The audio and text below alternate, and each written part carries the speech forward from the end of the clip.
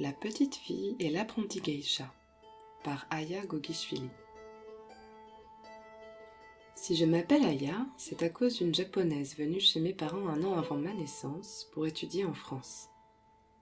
Mon père et ma mère l'avaient accueillie en tant que jeune fille au pair pendant un an chez eux, et un fort lien d'amitié se tissa à cette occasion. Il est vrai qu'Aya était attachante. Il me raconte encore avec plaisir les blagues pleines d'esprit de cette jeune fille à l'humour vif. C'était donc presque logique. Lorsque ma famille se décida à donner un nom à cet embryon d'existence qui grandissait dans le ventre de ma mère, ils choisirent de m'appeler comme cette jeune fille du soleil levant. Ils l'avaient beaucoup aimée, et nous sommes d'ailleurs toujours en contact aujourd'hui. Ça ne faisait aucun doute, viendrait un jour le temps où nous irions voir Aya chez elle, à Yokohama. Voici venue l'année 2000. J'ai 8 ans, en plein milieu de l'immense métropole qu'est Tokyo. Autour de moi, le monde est fait de buildings, de gens polis et de hiéroglyphes que je ne sais pas lire. Je ne comprends rien à cette harmonie à la fois technologique et ancestrale qui m'impressionne.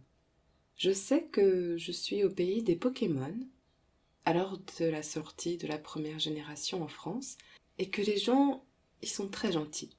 J'ai des jouets plein les poches, des histoires plein la tête, et un gros Pikachu jaune à la queue décousue, toujours scotché sous mon bras. Ce jour-là, nous partons visiter des temples. Je ne sais plus exactement où se trouve celui-ci en particulier, mais je me souviens de ce qu'on nous raconte. Il est entièrement recouvert de feuilles d'or, et seuls les moines peuvent y entrer. Les touristes y sont interdits pour ne pas souiller sa pureté. Le temple aux 1000 feuilles d'or est comme un joyau, caché dans un écrin de nature et posé au milieu d'un petit lac. Nous parcourons le parc dans lequel il est situé. Je regarde les fleurs à la fois sauvages et disciplinées du jardin. Je ne ressens rien de particulier, mais au fond de moi, je ne suis pas insensible à ce paysage synonyme de paix, un pléonasme de la beauté même. Il faut bien le dire. Aujourd'hui, je n'ai presque aucun souvenir de ce jardin qui devait pourtant être féerique. Nous parlons là d'un voyage qui date de presque 22 ans. Mais je sais exactement ce que j'ai ressenti en voyant tout le soin apporté à ce jardin. Malgré moi, un sentiment de paix m'envahit. La petite fille que je suis se sent bien au milieu de toutes ces fleurs. J'ai envie de découvrir l'intérieur du temple qui brille comme le soleil. Je m'imagine nager jusqu'au seuil et enlever mes chaussures pour ne pas souiller son indicible magnificence. Mais ce ne sont que des rêves, et je ne suis qu'une petite fille aux pensées innombrables avec un Pikachu en peluche sous le bras. En haut de l'escalier qui descend vers les alentours du lac, je contemple mes parents et ma famille de cœur japonaise qui sont déjà en bas des marches de pierre.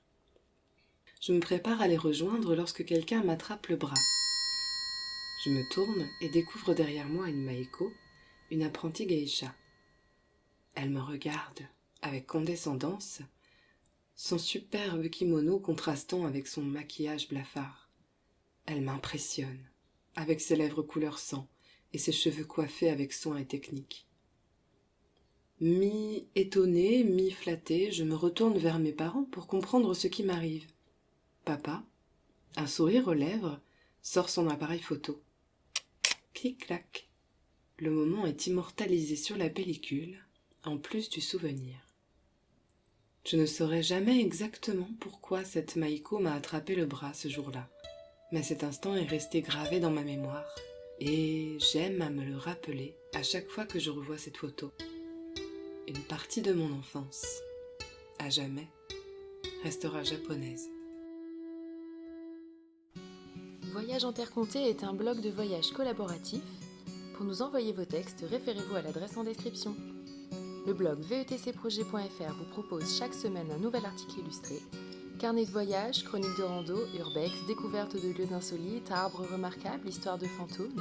Bienvenue dans la communauté Voyage en Terre Comptée.